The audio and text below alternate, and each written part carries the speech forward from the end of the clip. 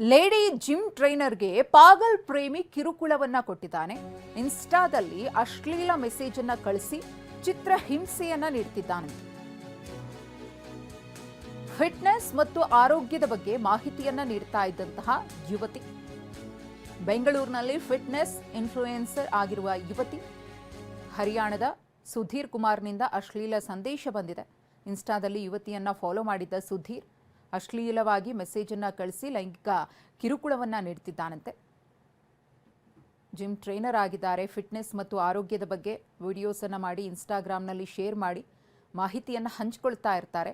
ಆದರೆ ಇವರಿಗೆ ಈ ಸುಧೀರ್ ಎಂಬಾತ ಪದೇ ಪದೇ ಅಶ್ಲೀಲ ಮೆಸೇಜ್ಗಳನ್ನು ಕಳಿಸ್ತಿದ್ದಾನೆ ಅನ್ನೋ ಆರೋಪವನ್ನು ಮಾಡಿದ್ದಾರೆ. ಅದರ ಬಗ್ಗೆ FIR ಕೂಡ ಆಗಿದೆ.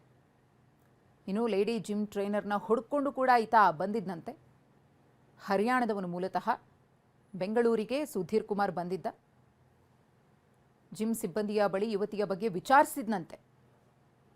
ಸುಧೀರ್ ಬಗ್ಗೆ ಪೊಲೀಸರಿಗೆ ಯುವತಿ ದೂರು ಕೊಟ್ಟಿದ್ದಾರೆ. ದಕ್ಷಿಣ ವಿಭಾಗ ಮಹಿಳಾ ಪೊಲೀಸ್ ಠಾಣೆಗೆ ಯುವತಿ ದೂರು ಕೊಟ್ಟಿದ್ದು ಈಗಾಗಲೇ ಪ್ರಕರಣದ ಬೆನ್ನು ಬಿದ್ದಿದ್ದಾರೆ ಪೊಲೀಸರು.